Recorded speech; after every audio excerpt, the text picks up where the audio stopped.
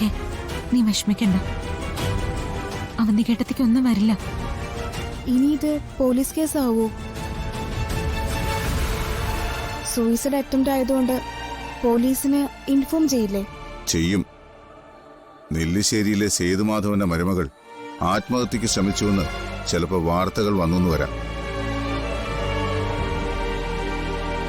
എല്ലാ നാണക്കേടും സഹിക്കാൻ മാത്രമേ ഇപ്പൊ നമുക്ക് പറ്റൂ. എന്നാലും ചേച്ചി എന്തിനായിരിക്കും ഇത് ചെയ്തത്? അവര് തമ്മിൽ എന്തെങ്കിലും പ്രശ്നമുണ്ടെങ്കിൽ അത് പറഞ്ഞു തീർത്തൂടെ? നിന്റെ ചേച്ചിയുടെ സ്വഭാവം നിനക്ക് തന്നെ അറിയാലോ. എന്തായാലും നീ അപ്പ കണ്ടത് നന്നായി. മോളെ, ഞാനൊന്ന് ഹോസ്പിറ്റൽ വരെ പോയാലോ? അത് വേണ്ടച്ചാ. എന്തായാലും അവരൊന്ന് വിളിക്കട്ടെ. അവിടുത്തെ അവസ്ഥ എന്താണെന്ന് അറിഞ്ഞിട്ട് പോയാൽ മതി.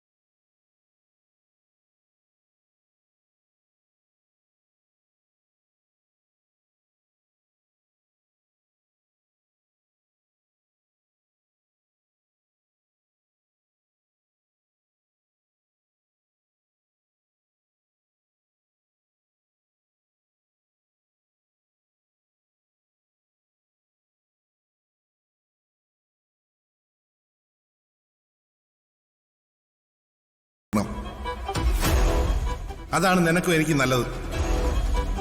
ശത്രുക്കളെ പോലെ ഒരുമിച്ച് മുന്നോട്ട് ജീവിക്കുന്നതിനേക്കാൾ നല്ലത് എല്ലാം പൊട്ടിച്ചെറിഞ്ഞ് പരസ്പരം അകന്നു പോകുന്നത് തന്നെയാണ്.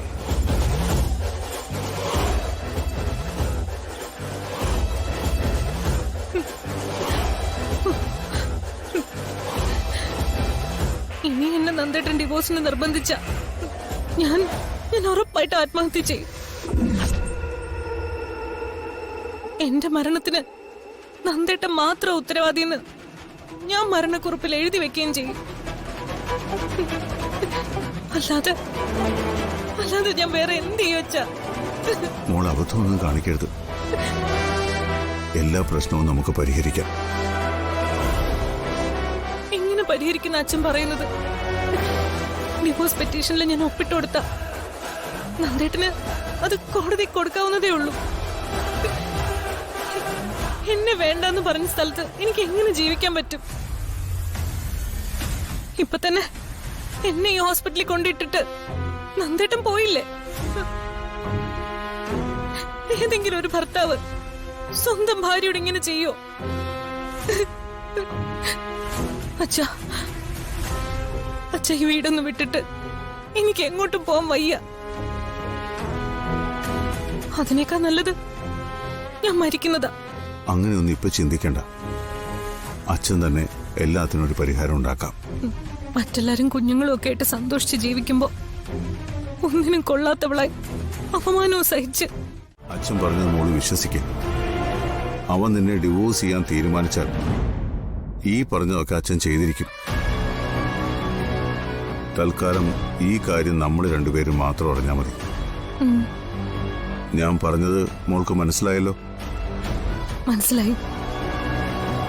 അച്ഛൻ മാത്രമേ എനിക്കൊരാശ്രയമുള്ളൂ. നന്ദേട്ടൻ എന്നെ നെല്ലിശ്ശേരി ഇറക്കി വിട്ട ഞാൻ എന്റെ അനക്യം കൊണ്ട് ആത്മഹത്യ ചെയ്യും. അതിന്റെ ഒന്നും ആവശ്യം വരില്ല. പറഞ്ഞ വാക്ക് അച്ഛൻ പാലിച്ചിരിക്കും. മോള് വിശ്രമിക്ക്. അച്ഛൻ പോയിട്ട് വരാം. ശരി അച്ഛൻ.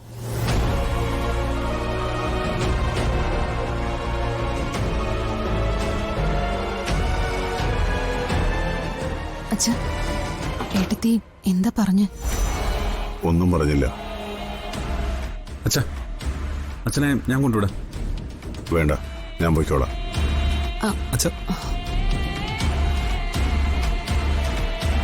സിസ്റ്ററെ, എനിക്കൊരു ഫ്രഷ് ഓറഞ്ച് ജ്യൂസ് വേണം. പുറത്ത് അർച്ചന എന്ന് പറഞ്ഞൊരുത്തെ നിപ്പുണ്ടാവും. അവളോട് പറഞ്ഞാൽ മതി, അവള് പോയി വാങ്ങിച്ചോണ്ട് വരും. ശരി, പറയാം.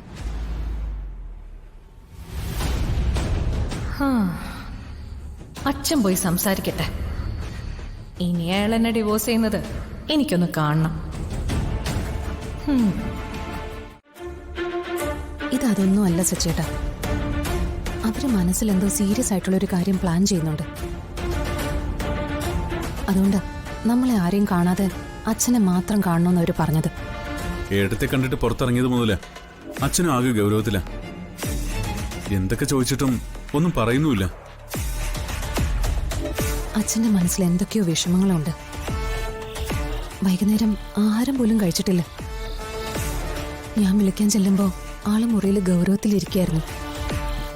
എന്നിട്ട് താൻ കാര്യം താൻ ചോദിച്ചില്ലേ? പിന്നെ ചോദിക്കാതിരിക്കോ? അച്ഛന്റെ മുഖത്തൊരു മാറ്റം വന്നാ എനിക്കറിയില്ല ഉള്ളിലെ വിഷമം.